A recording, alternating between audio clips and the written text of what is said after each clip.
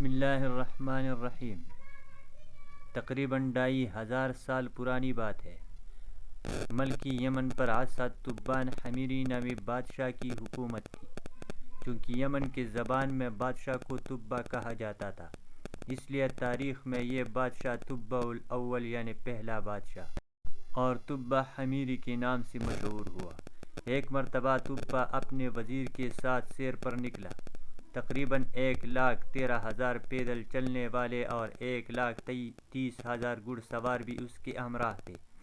جس شہر میں یہ قافلہ پہنچتا، لوگ ہیبت اور تعجب کے مارے بہت عزت و احترام سے پیش آتے تھے۔ اس سفر کے دوران تبا ہر شہر سے 10 علماء منتخب کر کے اپنے قافلے میں شامل کر رہا تھا۔ یوں کئی شہروں کے سیر کے بعد تقریباً 4,000 علماء تبا کے قافلے میں جمع ہو گئے۔ جب یہ قافلہ شہر مکہ پہنچا تو وہاں کے لوگوں نے ان کی ذرا بھی آؤ بھگت نہ کی۔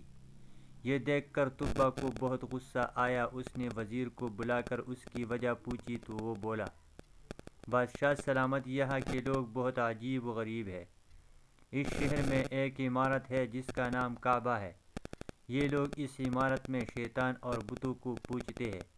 یہ سب سن کر تبا نے دل ہی دل میں فیصلہ کیا کہ وہ مکہ کے آدمیوں کو قتل کر کے عورتوں اور بچوں کو قیدی بنا لے گا اور ساتھ ہی کعبہ کو بھی گرا دے گا، اور پھر کعبہ کا نام خربہ یعنی ویران جگہ ہو جائے گا۔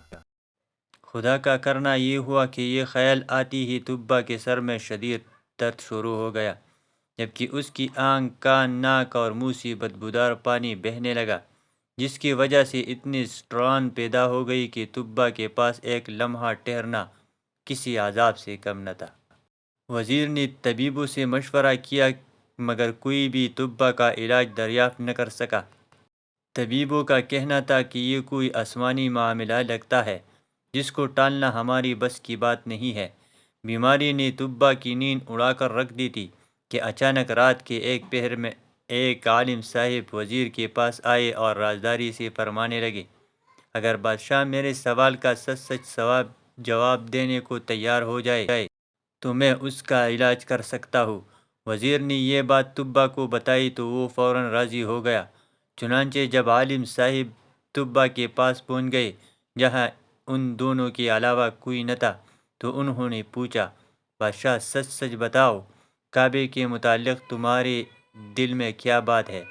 تبا جو بیماری کی وجہ سے مکمل نہ ڈالتا، فوراً اپنے برے ارادے عالم صاحب کو بیان کرنے لگا، جسے سن کر وہ بولے، تمہاری بیماری کی وجہ یہی بری نیت ہے۔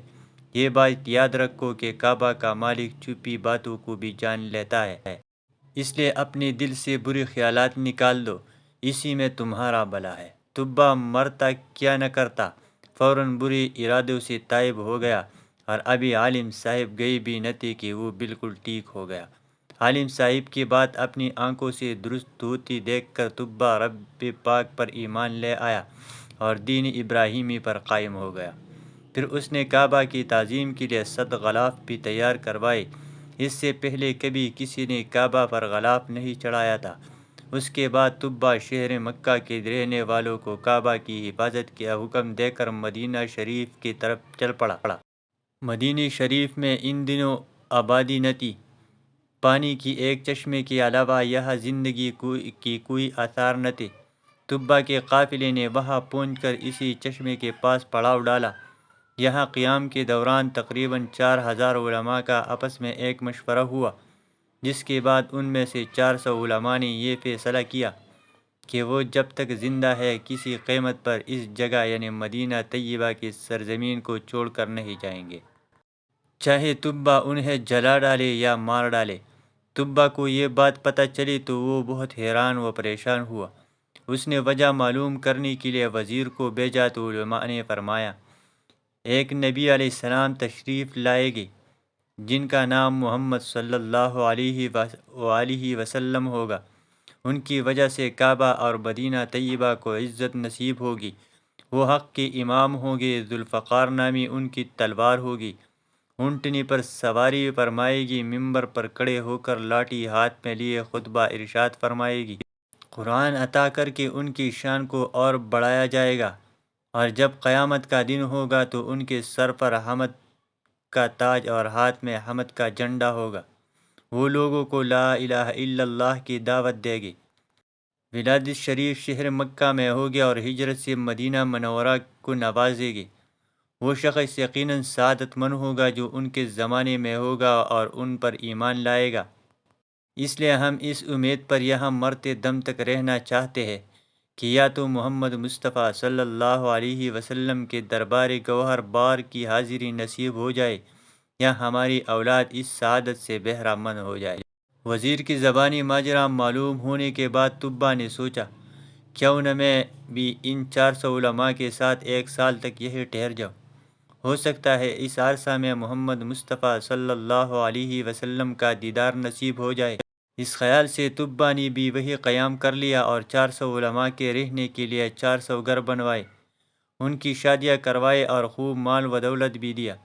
1 سال انتظار کے بعد جب طبہ کا وہاں سے جانے کا ارادہ ہوا تو اس نے بارگاہ رسالت میں پیش کرنے کے لیے ایک خط لکھا جس کا عنوان اور مضمون کچھ یوں تھا: طبہ الاول حمیری بن وردع کی طرف سے دو جہاں کی رب کے رسول اور سب سے آخری نبی محمد بن عبداللہ صلی اللہ علیہ وسلم کی طرف۔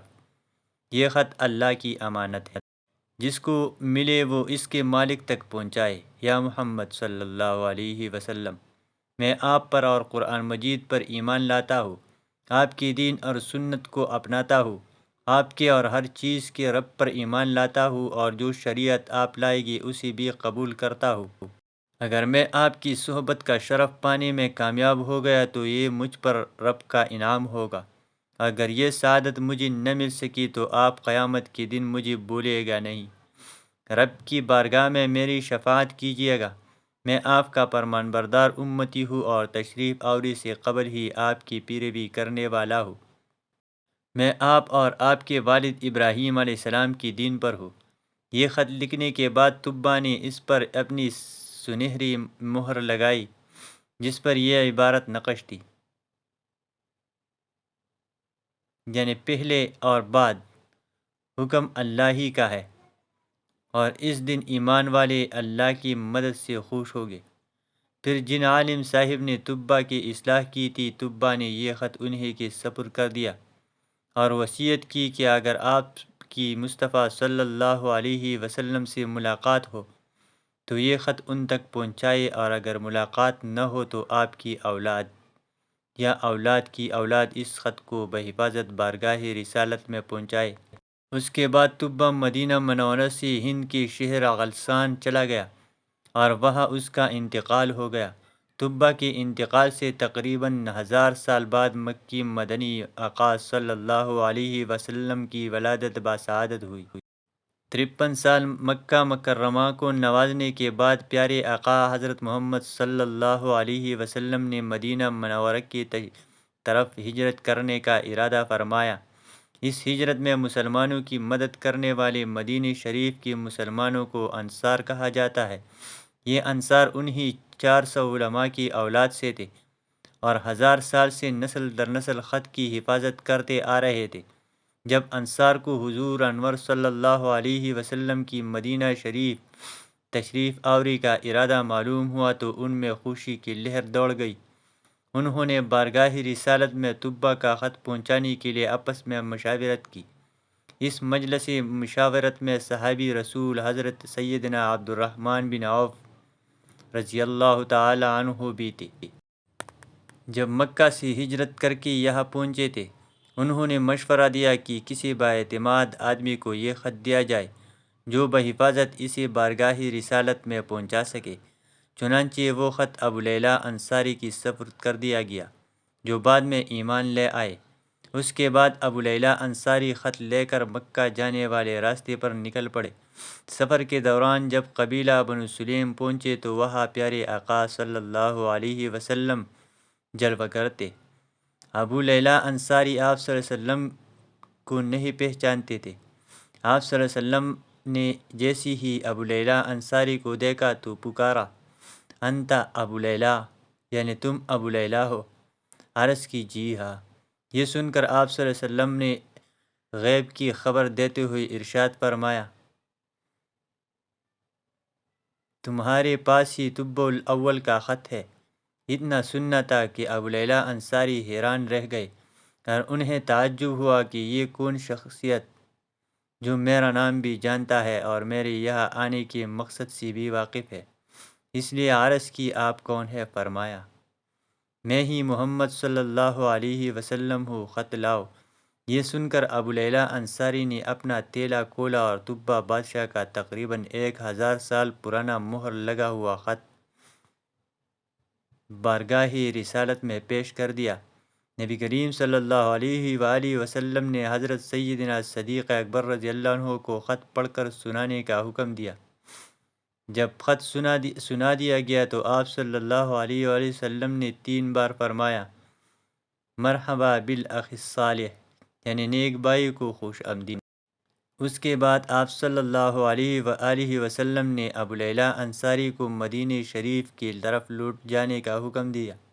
ابو لیلٰ انصاری جب مدینہ منورہ پہنچے تو انہوں نے بارگاہ رسالت میں خط پہنچانے کی رودات سنائی، جسے سن کر لوگوں نے اپنی استطاعت کے مطابق ابو لیلٰ انصاری کو انعام و اکرام سے نوازا۔